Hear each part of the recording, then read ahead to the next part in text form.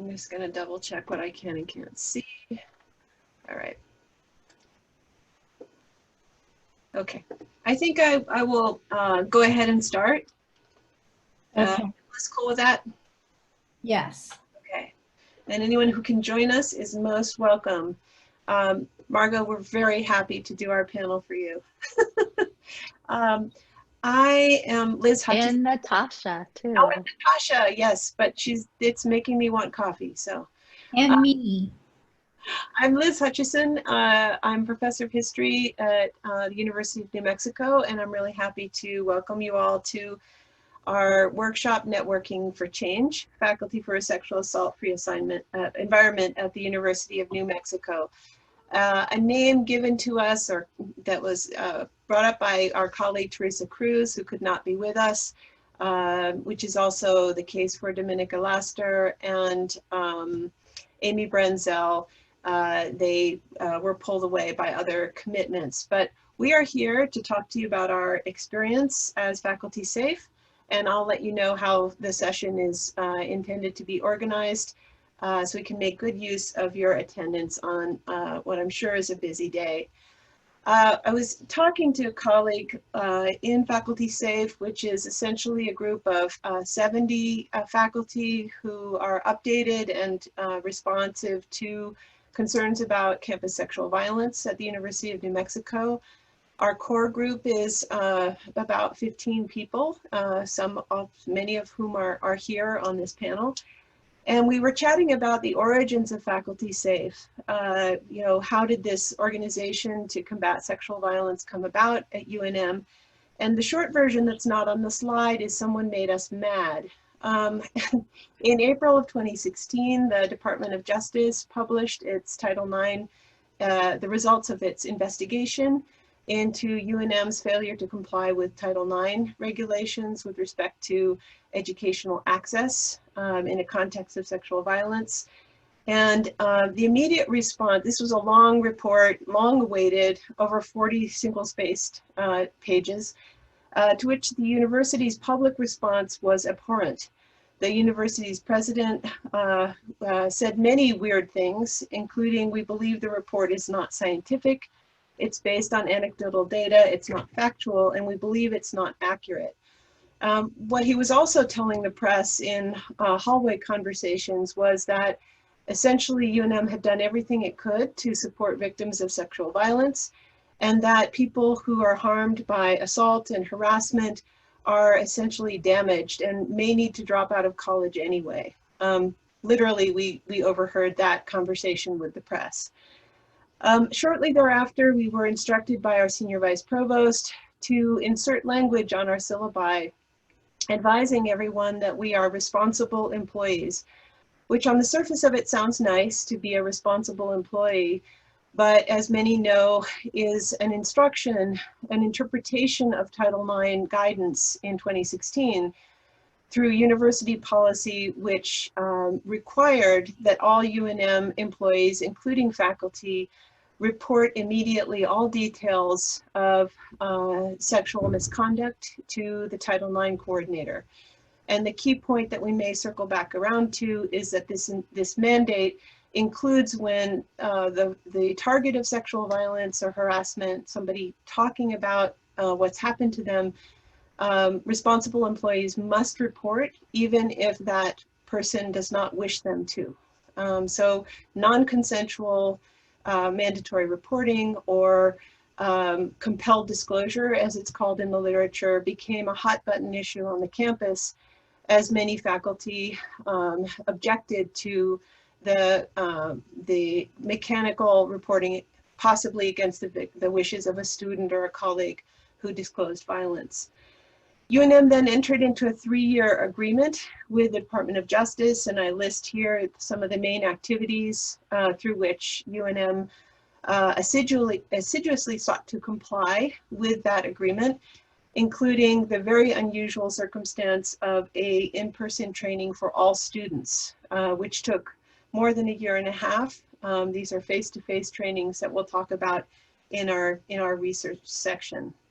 But essentially in this period, Title IX was up. across our campus, in our faculty governance conversations, in administrative efforts. And faculty were affected by decisions made by council and by a variety of players about how we should respond to and address sexual violence. So Faculty Safe was our response to that, to say we want to have a say in some of those procedures. This is just a summary slide, and that foregrounds one of our activities, which was try to make faculty concerns about sexual harassment and sexual violence very public on the campus. We call this our consent mattress. It was a public action asking students and other passersby on campus to talk about what consent means, what it sounds like, and that literally is a mattress that Amy Levi is standing next to. We engaged in a variety of activities, a lot of them having to do with airing the issue and airing our concerns about certain interpretations of Title IX compliance. Specific actions from providing alternative language for faculty to use on their syllabi, describing how they would handle a disclosure of sexual misconduct. We brought visiting research lecturers. We, all of us, put in countless hours in addressing policy revisions in the university policy handbooks. And some of us engaged in quite extensive work to support individuals and departments who were experiencing the effects of sexual misconduct, either leading to a complaint, a formal complaint, or just trying to handle some of the bystander effects of that kind of misconduct. Finally, I had to add a line that many in Faculty Safe have been or are currently also engaged in leadership and faculty governance, as well as in administration. So we have had the opportunity to bring the specific perspective of Faculty Safe to bear on broader university-wide initiatives to combat sexual violence. So we can talk about any of these elements today. This is the plan, and we can alter it according to our attendance numbers as people wish. But our first plan is to have pairs of Faculty Safe panelists make presentations, one on policy work, another on handling complaints or managing policy, actually, in its broader implications, and finally promoting research. If we should need to, we can reorganize this, but we'd be open to any kind of questioning and conversation with the audience for a panel. And we may use breakout rooms, although I think we might not need them. So let's move to the panel section, and I'll ask each participant to please introduce themselves to our audience and get going. So I'll turn first to Steve Bishop and Amy Levi. Hello. So my name is Steve Bishop. I'm a member of Faculty Safe. I'm also the director of the International Studies Institute, and my home departments are Foreign Languages and Literatures and Africana Studies. And I'm going to pass it off to Amy because she's actually going to be the first person who's going to be talking about our presentation. Thanks, Steve. My name is Amy Levi. I'm the Vice Chancellor for Academic Affairs for the Health Sciences Center. And it was really important to me to be part of this conversation and this effort because of the widespread misunderstanding and, unfortunately, number of incidents of sexual harassment and sexual violence that occur in the healthcare system. We had thought that it might be easier if Steve and I just went through our talk and then had whatever questions you have at the end, because they might be answered in the course of the talk. So Liz outlined for you why Faculty Safe was important on our campus, and it reflected a general trend of paying more attention to sexual assault on campus. I have in my office a Ms. magazine from 2018 that showed that 1 of 10 every college students report sexual assault, and there was plenty of public information about how that was probably not a very accurate figure and what the chilling effect of having to report was for students who might have confided in someone. So it was pretty important to us to join together as faculty to respond to some of these issues and to be able to be united as faculty in the face of sexual assault as it was being reported out on college campuses.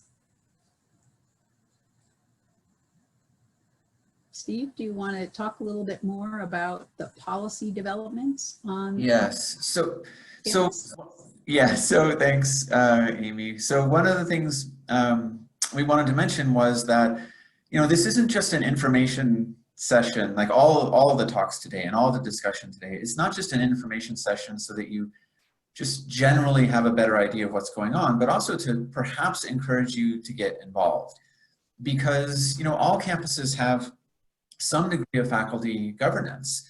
And, you know, you as a faculty member, wherever you are, you can get involved in some ways in changing, altering, or in some cases creating the policies that affect these types of areas.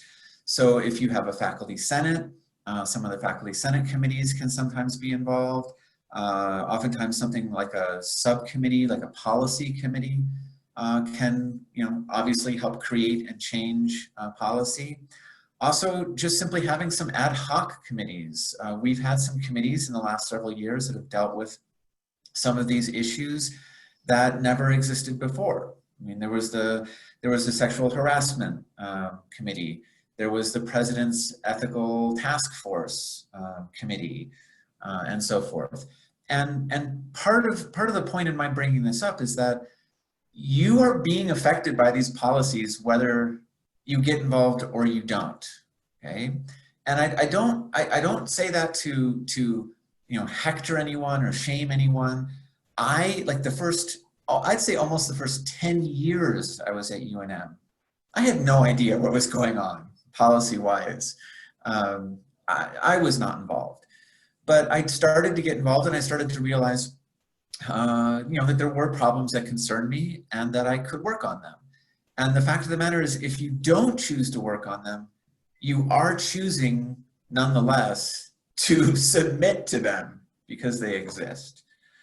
So I'm going to pass it back to Amy, who's going to talk about one policy, which is, I mean, this is a federal policy at its origin, but she's going to talk a little bit about Title IX, because perhaps you don't even know what the heck Title IX is. So since we have, we're in a Zoom call and not a webinar, and we have a limited number of individuals, I'm wondering if you all could use the raise hand function to just let me know if you know what Title IX is, because I don't want to bombard you with information that's totally familiar.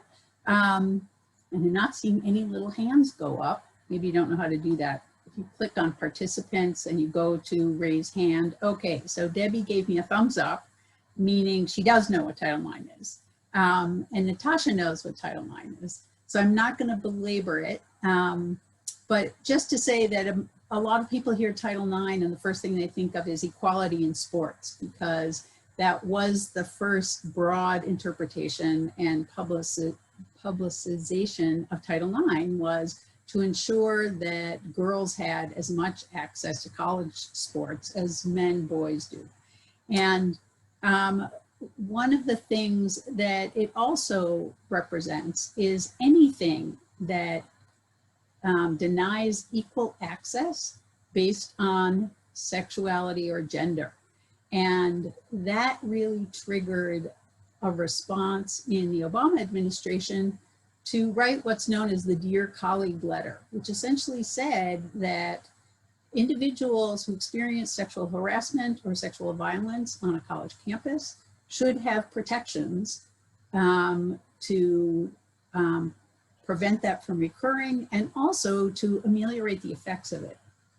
That sounds kind of straightforward, but in the context of sexual violence and sexual harassment, there's nothing really straightforward about that. We'll talk about that a little bit more as we go along in our discussion. But I think the most important thing to recognize at this moment, particularly if you have been paying attention to the change in Title IX regulations wrought by our current federal administration, and most specifically the Secretary of Education, Betsy DeVos, you're aware of the fact that some of the protections that used to be provided by Title IX no longer exist. That is everything from the definition of sexual harassment, which used to pretty much hinge on any kind of sexual harassment. Well, it also needs to be considered pervasive by an objective source. So what you might experience as sexual harassment may not really be sexual harassment in some other individual's assessment of it. Kind of like, you know, what Supreme Court Justice, I want to say Pepper, and I know that's wrong, said about pornography. I know it when I see it. Well, for people who are victims of sexual harassment, a third party's interpretation of the behaviors may not really be sufficient, particularly when gender identity and sexual identity are part of the protections that we would expect for our students, faculty, and staff to be able to enjoy. So in a nutshell, Title IX has in the past been a way to provide both protections and remediation for individuals who've experienced sexual harassment or sexual violence, in addition to the more traditional ways we think about Title IX, which is equal amounts of funding and support for sports, no matter if it's inclusive of men, women, or other gender identified individuals. So Stephen's going to talk a little bit more now about how the changes will be impacting the role of faculty, staff, and the experience of students in the context of Betsy DeVos's new rulings. So I'm going to be very quick and very general as regards this, because you know once all three of the groups are done presenting and we have more of a discussion session, we're going to go into much more detail at that point. But the short answer is that the changes to the Title IX regulations make the situation much more difficult for survivors. It's harder for them to prove that something happened, but perhaps, you know, equally as importantly, just the process itself is going to be much more trying, much more stressful, potentially much more traumatic, quite frankly. And again, we'll go into more of those details later. But you know, one thing in particular I want to note, just to make sure that we talk about it later, is that any students involved now need to have what's called an advisor, which is sort of like a lawyer, and in fact it could be a lawyer, which is the person who during a hearing, a live hearing, is going to have to speak for that person, is going to have to not answer questions, of course, but who's going to have to ask questions and make points of order. So this is something that's sort of easy to overlook, but is really important for everyone's campus to make sure they have right. Do you have an advisor system, this is totally new. Do you have a new advisor system in place? There is one positive change to the new regulations, and that is that they do make clear that having everyone designated as a mandatory reporter or a responsible employee, as Liz mentioned earlier, is not required. And that's the next thing we wanted to talk about. Basically, the regulations say that campuses can decide who is a mandatory reporter and who is not. So again, not to belabor the point, because Liz explained it already, but it's basically that, you know, if you are a mandatory reporter, a student tells you something that's, you know, Title IX related, you have to report it, whether the student wants you to or not, okay? And that may or may not concern you, but it's definitely going to concern you after Amy explains why it should. So Stephen alluded to the fact that there's a live hearing when someone has a formal complaint. And I think it's important to recognize that part of the political process that ended up in these new Title IX regs was a belief that individuals who were claiming to have been raped may not be reliable individuals, may be not really providing accurate information, and that in certain circumstances, perpetrators were being identified without due process. So part of the new regs is to insert this idea that, of course, a respondent, that is an individual who's being accused of harassment or violence, is an individual who has the same due rights processes as a complainant, that is the person who alleges that they've been the subject of harassment or have been sexually abused. And in order to provide each of the individuals, the complainant and the respondent, with support for what is a required live hearing, including cross-examination, an advisor must be identified. Well, there's nothing in the regulation about what the requirements for the advisor are, what that individual should know about, or what kind of skill set they have. And one of the most painful parts of the new Title IX regs is their total unwillingness to accept the fact that individuals who report sexual violence are highly likely to be individuals who've experienced a traumatic event, and that individuals who have experienced trauma inevitably have some feelings and experiences that change their lives indelibly. So the idea that you would not have a trauma-informed advisor is problematic. And what's even more painful to think about is an individual who doesn't have protections through a trauma-informed process to be needing to be in a live hearing with cross-examination from the person they are accusing of sexual violence or sexual harassment. And the idea that although once someone discloses to you that you don't immediately have to turn around and report them, there's no protections for an individual, the disclosure, in terms of what their real needs might be under the circumstances. So that's one of the issues that has really arisen as we've continued to talk about how best to support faculty, staff, and students who are subject to Title IX in this new landscape of reporting and hearings. So I guess the question is, what are our alternatives? What could we do if someone chooses not to make a formal complaint and is not subject to having a hearing? Well, one of the issues that sometimes comes up is that individuals could still report to the police outside of the realm of the university, but the university will then be required to go through a formal Title IX process. So the protections for individuals who report sexual violence, sexual harassment seem to not have been at the center of these new regulations. Now, the idea that how universities respond to this is back to what Steve says, needing policies to protect individuals.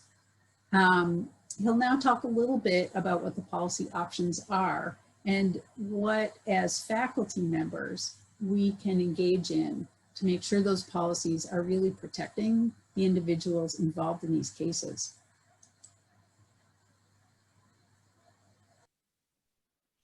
Well, and one of those examples is going to be about creating a new consensual relationship policy.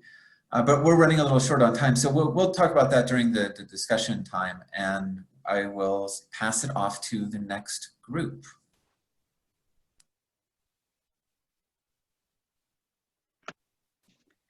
All right, well, thank you. Thank you, Steve and Amy.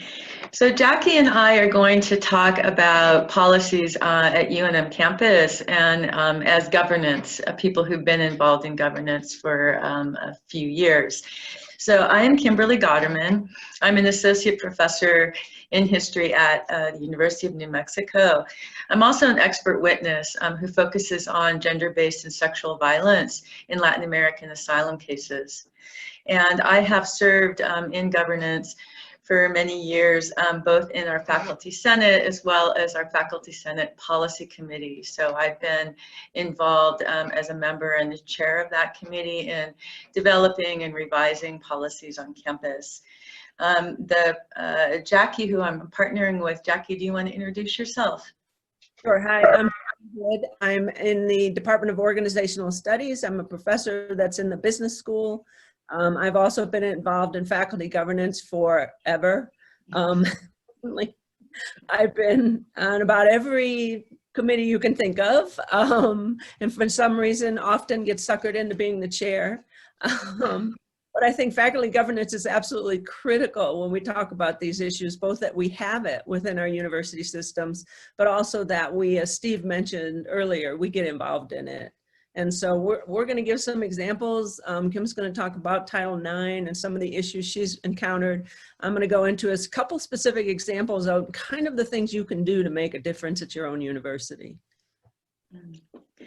The University of New Mexico has a really robust faculty governance system, and we have three main bodies. We have our faculty senate, we have the committee on governance, and we have the academic freedom and tenure committee.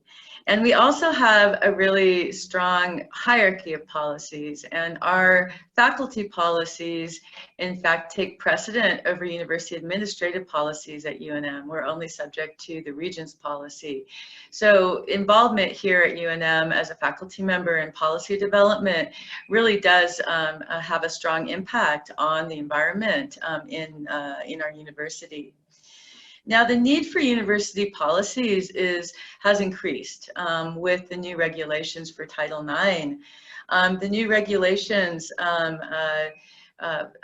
summarily dismiss issues and conflicts that occur in the outside the United States. And what that means is that students and faculty and staff who are in study abroad programs or who are conducting field research, when issues arise, the university under Title IX is not able to address those issues. Another problem with Title IX is structural, in that it's really difficult to hold people accountable to gender-based violations. If an individual has a pattern of mistreatment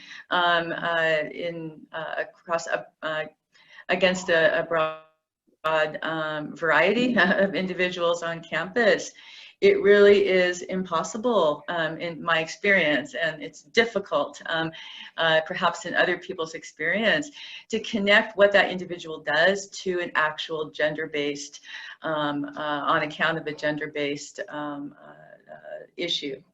And in fact, it's that particular problem of holding people accountable and finding nexus or connection between someone's mistreatment and a gender-based violation that was the impetus for our own Respectful Campus policy. And Jackie is going to tell you about how our the impetus and also how we developed our Respectful Campus policy, which is an anti-bullying campus, an anti-bullying policy at UNM.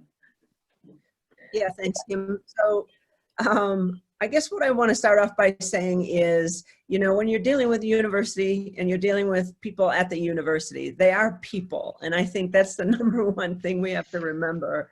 And there are policies, just like there's laws out there, but really in essence, we're working with people to try to make positive change, right? And so the idea of collaboration to me is absolutely key. And I'm going to give you a couple examples of how you might think about collaborating in different ways to move things in a positive direction at a university.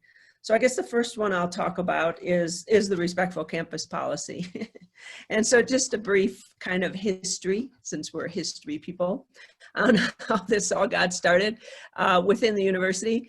Basically, there was, you know, as with any large organization, there's going to be abusive behavior that goes on. And there are numerous policies that attempt to deal with this, sexual harassment policy being one, you know, where they're trying to deal with different sorts of abuse on campus. But the deal is that policies related to the Civil Rights Act actually are particular to the United States. The United States has a Civil Rights Act, but other countries do not. And in the Scandinavian countries, actually, they're the first to develop anti-bullying policies because they didn't have civil rights policies. So there's nothing to protect by gender or race or religion or any of that. And so they created these anti-bullying policies. And they have some really strong ones there in some of the countries. Here, because we had civil rights law, we did not. We stayed with civil rights law and protected people if they were discriminated or abused based on gender, race, religion, so on. But what happens if it doesn't fall within that? And so that's the dilemma many organizations, many universities are faced with. What do you do if you happen to be, let's say, a woman who is abused, but they're also abusing the men? You know, what do? You really have very little recourse. And so there was bullying going on in campus, just like any campus. In this case, what got me interested in actually studying bullying and doing something about it was a dean that we had who I did the hair checklist, if you've ever heard of that. And he was indeed, most likely, I'm not a shrink, he was probably a sociopath. And so, so he was abusive. And he, you know, I'll give you one example, a staff member who he didn't like for whatever reason, called her to his office and took his finger and poked it in her chest and said, "I'm going to get you." And that's just a simple example. He did all sorts of things like that. It appeared, from my perspective, most of it was targeted towards women. However, a couple of staff members went over to our OEO office and they indicated that they were being women and they were being abused by this guy emotionally. And so the OEO officer at the time said, "Well, does he abuse anyone else?" And they said, "Well, yeah, everybody." And so the OEO officer said to them, "Well, he's an equal opportunity bully then. And so we can't do anything about it." Literally, that's what he said, the person in charge of the OEO office. So they had to go away. There was nothing they could do.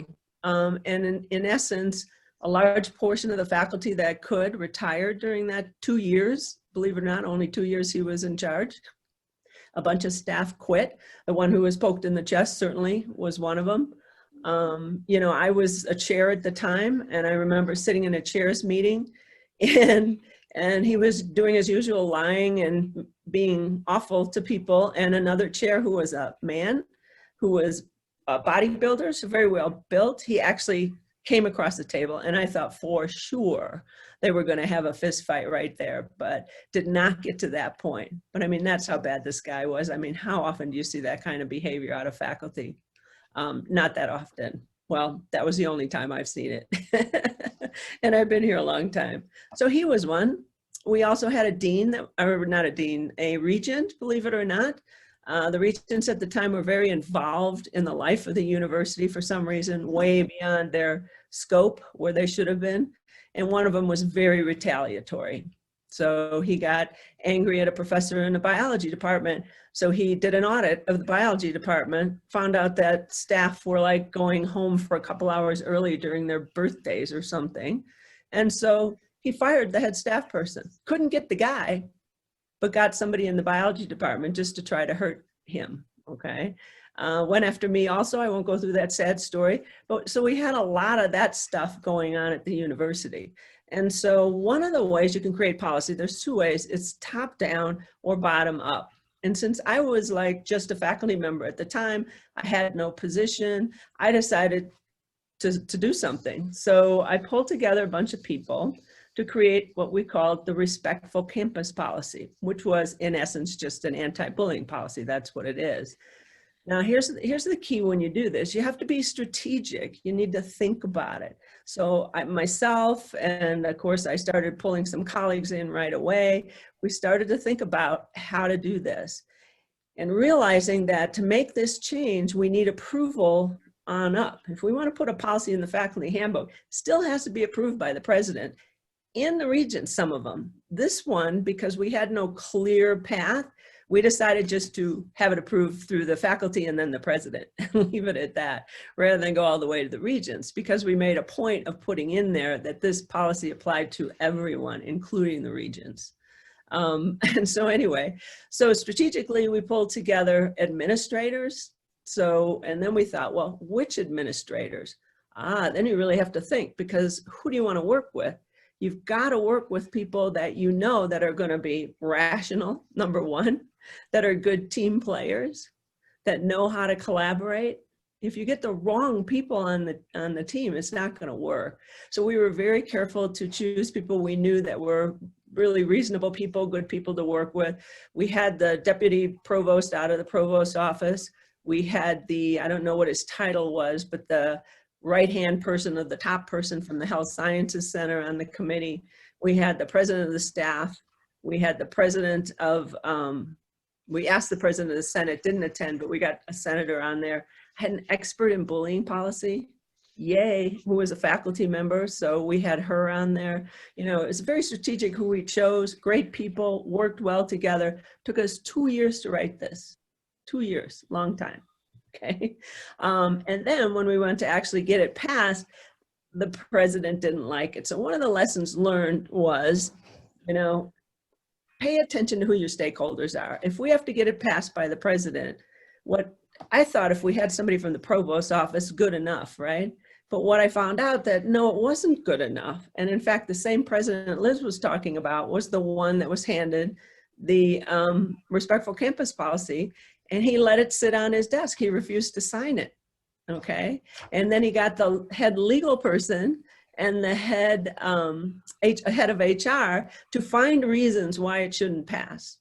And so then he'd send that back to us because of course I'm rather relentless. I'm not gonna wait, you know, I keep asking. And so he sent back these objections, we fixed them, and then they sent it back to him. He sent back more. And so it went like that for a while. Unfortunately for him, he became ill and had to step off of the presidency for a period of time. And they put in the head of the Health Sciences Center in there.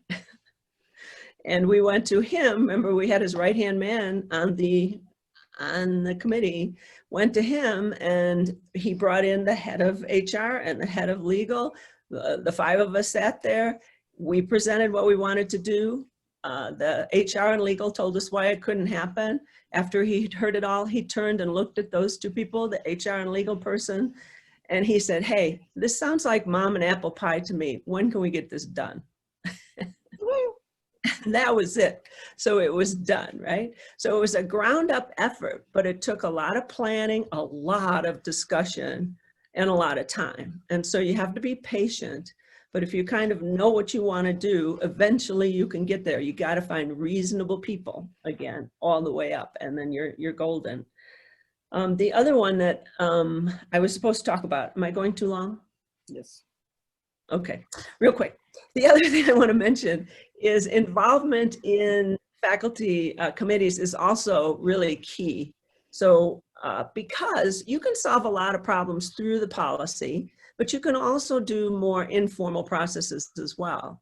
You know, one of the things when I was AF&T chairs, we get complaints. It's not just about not getting tenure or whatever. There's many other, all sorts of things that come up with AF&T.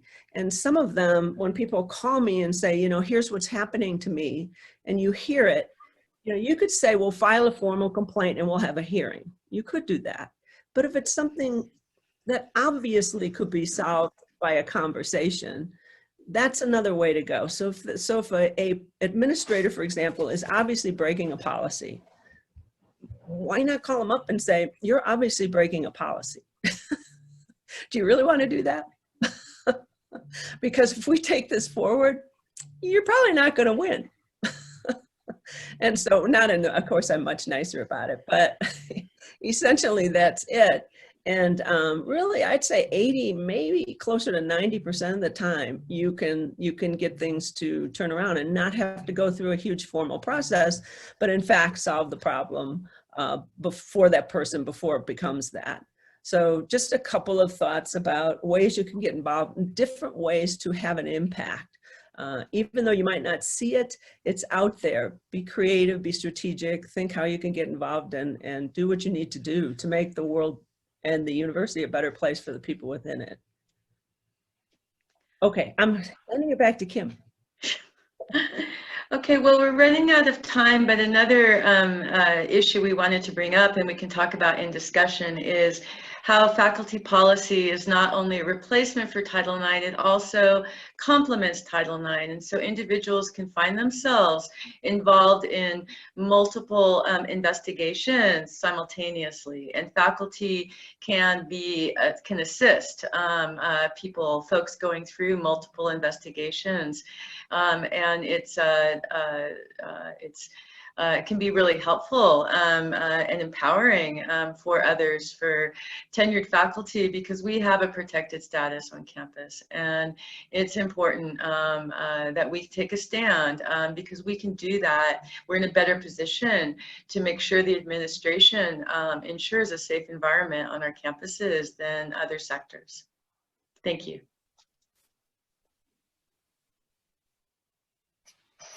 Thanks. Hi, everyone. I'm Jessica Goodkind. I'm an associate professor of sociology at UNM. And Louise and I are going to share with you a little bit about some of the research that Faculty SAFE has been involved in. And I'm going to share our PowerPoint with you.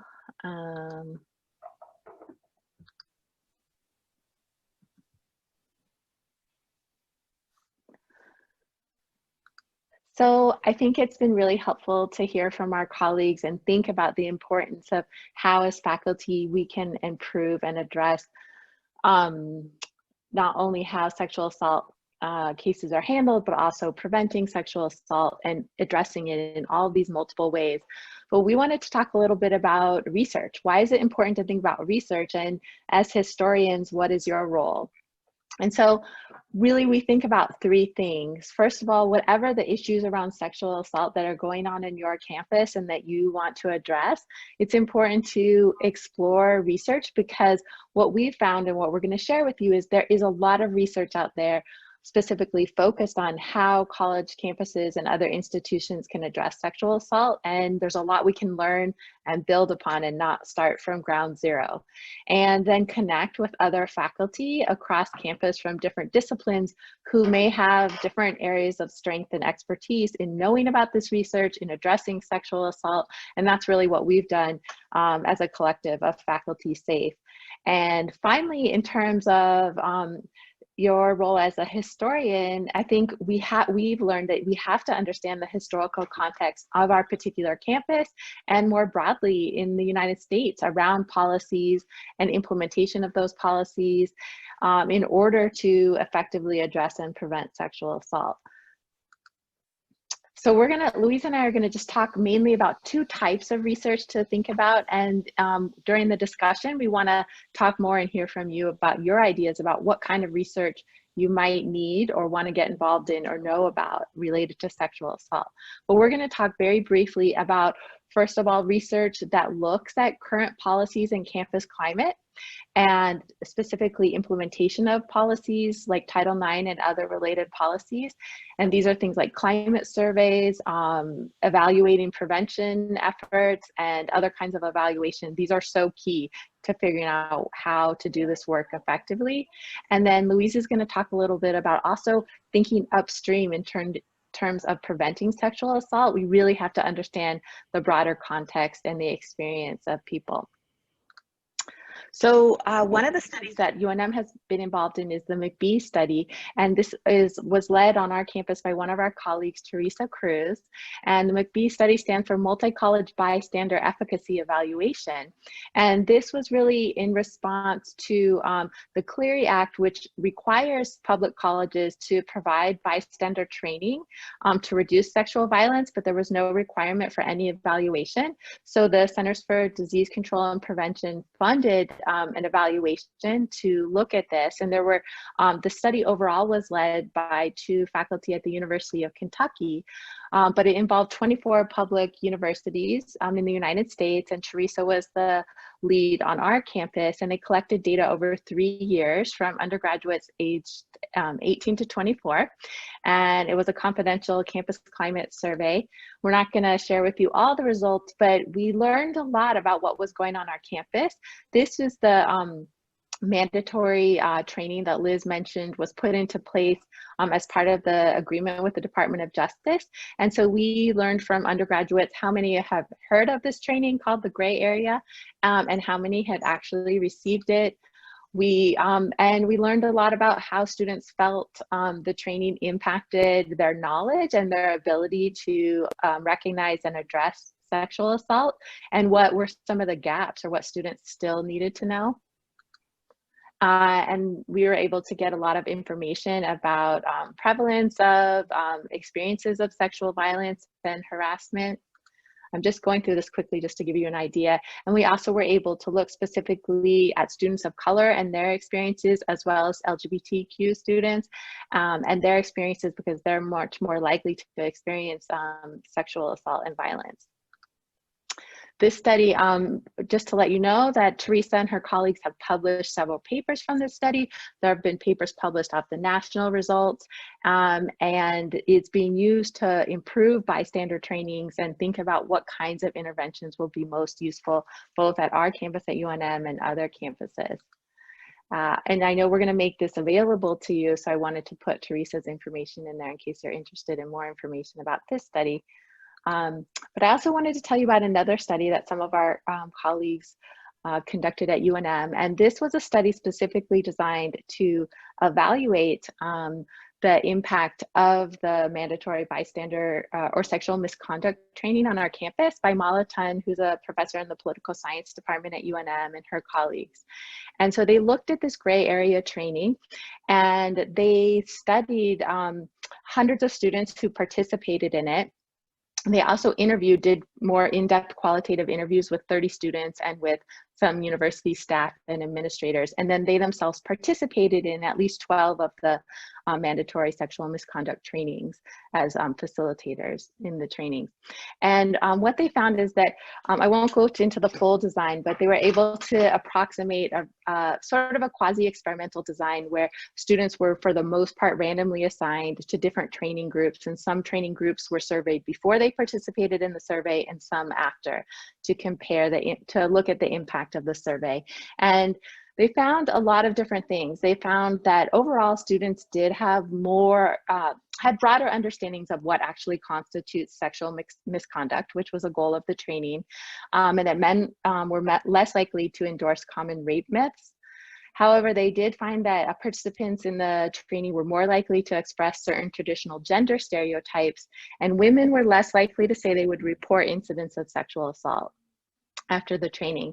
They also found that men, specifically white men, were more likely to express hostile sexist attitudes. And so sort of what was identified were that even though there were these positive impacts of the training, that there were what they called 3 boomerang effects, which were: 1, women's decreased willingness to report an incident of sexual assault, this increased gap between men and women on sexist attitudes that resulted, and then this hostility that mostly white men reported, and that they would be less receptive to messages about campus climate from their university after the training. And so that really helps us think about, when we think about interventions, what are the consequences, both intended and unintended, and thinks about what can be most effective. I'm going to turn it over to Louise to share with you one more example, a different kind of example of research related to sexual assault. I'm going to look at ethnographic or qualitative research. I'm Louise Lamphere. I'm a professor of anthropology emerita at UNM. And I'm going to specifically look at the SHIFT study at Columbia University done by Jennifer Hirsch and Seamus Khan. Now, Columbia is a elite Ivy League university, and you may think, well, it doesn't have anything to do with the kind of state university or small campus that I'm on. But the thing is, because it's an ethnographic approach, it really tries to get at the student point of view and student activities and student behavior. So it opens up whole new doors.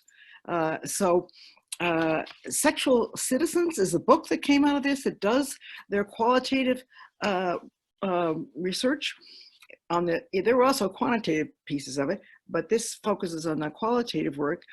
And SHIFT stands for Sexual Health Initiative to Foster Transformations.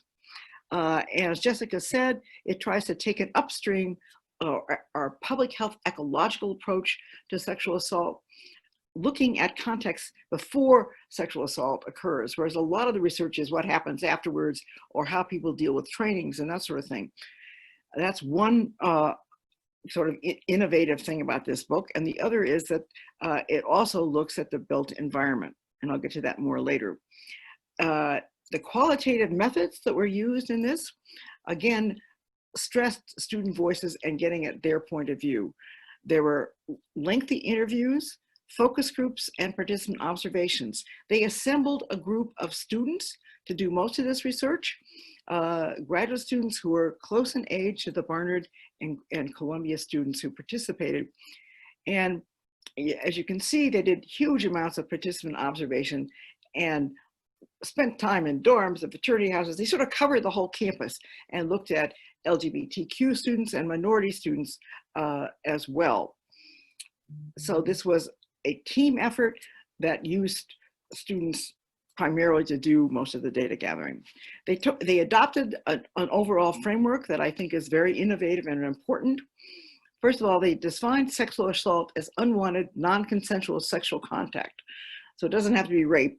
It's sort of anything that people define as that. It focused on student sexual projects, why one seeks out sexual interaction. And of course, more students hadn't thought about it like that. But it turns out, as they got to thinking about their sexual projects, it's more than one, and they can change. But it's what they're seeking when they decide to engage in sex. And also important is their whole notion of sexual citizenship. That's one's right to sexual self-determination, but also recognizing and dealing with and appreciating and supporting that right in other people. And finally, there's this whole emphasis on sexual geographies, the importance of the built environment in shaping sexual interaction. Dorm rooms are a great example because they only usually have, if it's a single room, a bed, a desk, and a chair. And so if two people go there after a date and to have conversation and so forth, the obvious place is to sit on the bed. And that, sort of begins to roll out a whole other bunch of interactions. And in looking at sexual geographies, there's an important emphasis on who controls the space. I'm going to talk about some findings. This book is full of student stories and lots of different findings, and is a very rich piece of ethnography. I'm going to look at two examples. One is the whole issue of consent. Affirmative consent was something all the students could tell you about because they'd heard about it in trainings, and it was sort of all over campus. Both parties have to say yes, and they have to be sober. But there was a huge gap between this definition and what actually happened, because people rarely, it turned out, directly seek consent. They use verbal cues, indirect language, physical actions, and sort of the backup thing is the absence of no is really yes. And so the analysis here is what kind of factors shape some of this actual behavior around consent. And let me just mention gendered scripts, because that's a terribly important one, that generally speaking, men are supposed to ask for consent and women are supposed to agree to it. And they don't think about doing it any other kind of way. one of the other things I want to point out, which gets me to the next set of findings, is the importance of peer groups. And here, the study paid a particular attention to peer groups, power, and social risk. Because the whole act of labeling an incident as sexual assault and telling somebody about it is really something that's very socially risky for most students, especially freshmen and first-year students. Labeling an assault risks three kinds of things. One is it often challenges one's self-identity as a rational adult person. Some students, particularly women, are reluctant to see themselves as victims or as being sort of seen as, well, that girl that, you know, had this happen to her. And so that means when you tell somebody, you sort of, people think about it like, well, you know, it really shows how stupid you are and how you really got yourself into something you shouldn't have been involved in. And that's socially risky for students at the personal level. But at the peer group level, it's just as risky, because most people meet potential sexual partners through social networks, through friends and acquaintances. And if you tell somebody or report, you know, that you were assaulted in that group, then you're likely to lose the friendship and the comradeship of those people.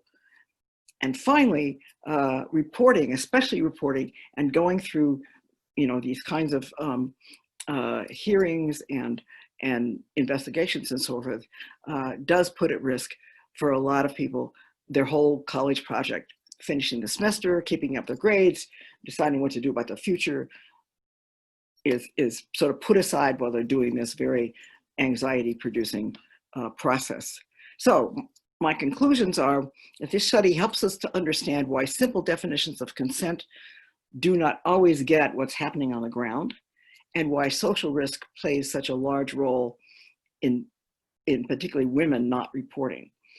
So the book does a lot in terms of talking about the policy implications. And these are not particularly things you would write in a policy book, but ways in which you can change the environment on campus, create safer spaces where people can hang out and do things together and meet people, and not sort of figure out that bar is the only place you can go to meet anybody. And also to work very hard on creating sexual citizenship. Jessica, I'll turn this last slide over to you. Thanks, Louise. So I hope that we gave you some ideas about the importance of research in these efforts. And I should also mention that we brought in other researchers to inform our efforts of Faculty SAFE, including Jennifer Fried and her important work on the role of institutional betrayal when survivors of sexual assault are going through these processes, and understanding the way that if policies don't exist or aren't implemented properly, what the outcomes can be. And so we want to suggest that there's important areas for further research around policy development. You've heard some great examples today from Kim and Jackie, but how policies are developed, whether the people who should be involved in creating them are, how policies are implemented. Are they implemented as planned? What is the broader context of implementation? What are the barriers to implementation? And then even when they are implemented as planned, do they have intended outcomes, and are there unintended consequences? So there's so many ways in which we need to keep looking at these issues. And there's also a lot of important research being done that we need to look at around these areas as well. So I'm going to stop there and turn it back to Liz.